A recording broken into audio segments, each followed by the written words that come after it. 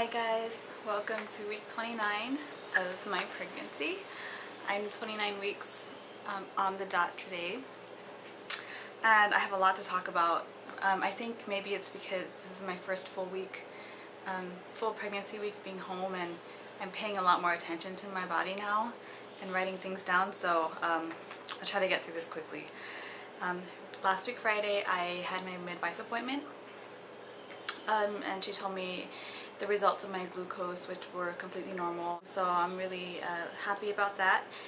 I found out what happened with the blood in my urine a few weeks ago that I talked about. Turns out that I had some kind of a strep bacteria in my bladder. She said that it's in such small amounts that she's not really worried about it, but she put me on antibiotics anyways. She also told me that they're gonna drip antibiotics when I'm in labor, so I'm gonna be hooked up to an IV, and I'm a little bit concerned about that because I really honestly wasn't planning on being hooked up to an IV. Like, I wanted to be in the shower or in a tub or something like that, and where it'd be hard to be hooked up to an IV. And hopefully I can talk to her more about it, and maybe I won't need it after all if they don't, find any more bacteria. I don't know, we'll see. Saturday I had the beginnings of a UTI again. This is, I think, the third time that I've had a UTI, which is a urinary tract infection if you're unfamiliar with the acronym. But I drank a lot of water, went out and got cranberry juice. I decided to just get a big bottle this time and drink a little bit of cranberry juice every day just to kind of keep my system flushed, and maybe if I just drink a little every day I can avoid getting a UTI again in the third trimester. You know how I complained about my back aches last week?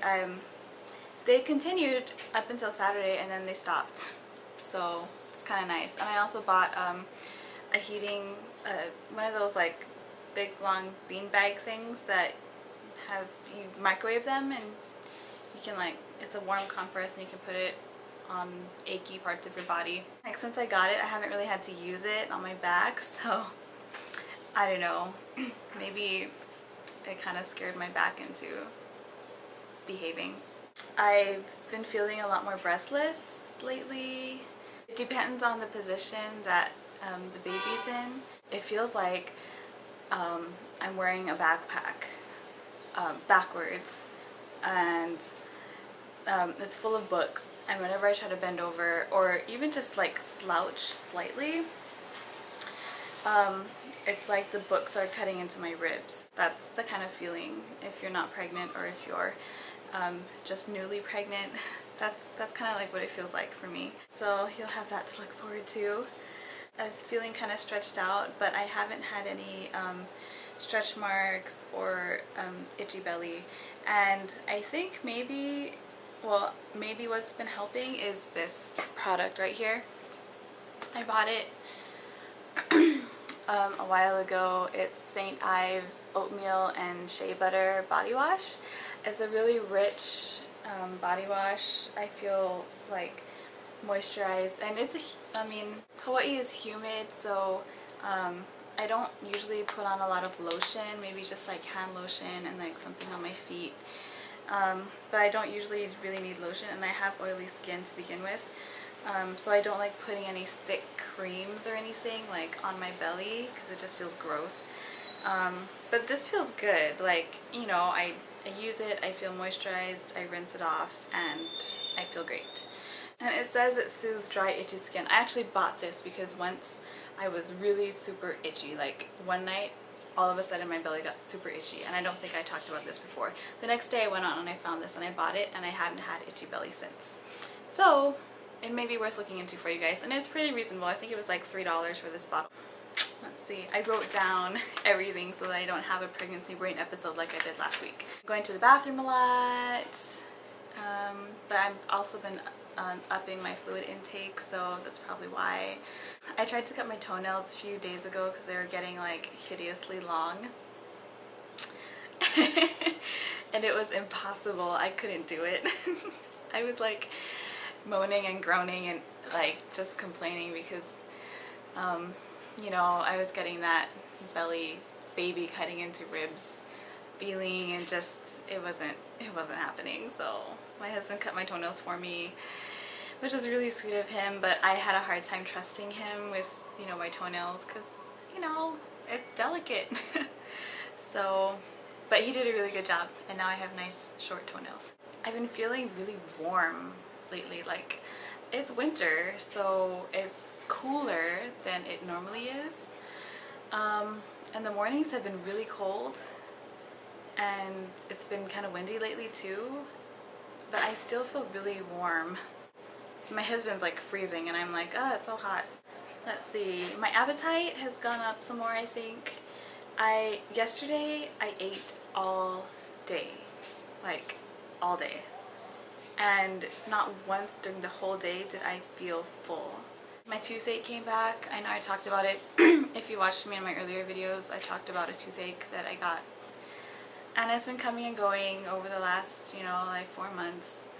I haven't done anything about it, which I really should, but fact of the matter is I just can't afford a dentist right now, so I'm just kind of dealing with it.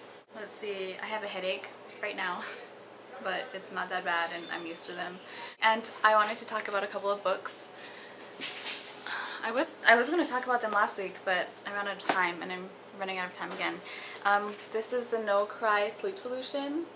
I know that, you know, we're going to be dealing with babies and trying to get them to sleep, and it really just is very informative, talking about the sleep cycles of babies and how they differ from adults, and how and different things you can do to try to synchronize your sleep cycles. It talks a lot about creating routines for your babies, putting them on a sleep schedule, but it also talks about, you know, like their age differences. When they're newborn, their sleep cycles are different than when they're 4 months old, and so on and so forth. So it's been really informative for me. If you're interested, I'll put information in the sidebar. Also, the Nursing Mother's Companion. If you're planning to breastfeed, this has been a really informative book for me. I've just started, I'm like on page 53, so I haven't even read through the whole thing, and I've already learned a lot about breastfeeding and how, you know, the physiology of your breasts and how they work, and how to get the baby to latch on, and all of those things. So yeah, I'm really enjoying reading these books right now. So if you're looking for reading to kind of get you ready, I'd say that these are really good. I'm excited to have my baby so that I can try these new techniques that I'm learning. Anyway, oh, one more symptom that's really weird I wanted to talk about. My legs. My right leg, if I walk for even just 5 minutes, my right leg starts to feel really, really heavy, and I don't know what that's all about, but it kind of feels like it like goes warm, and then it kind of feels like it's gonna buckle underneath me, and I'm like, I'm not that heavy, and my legs are really strong, so it's kind of a weird feeling. Anyway, I think that's it, and I've gone way over time, and I'm gonna have to cut this video down, but I will show you my belly. So there she is.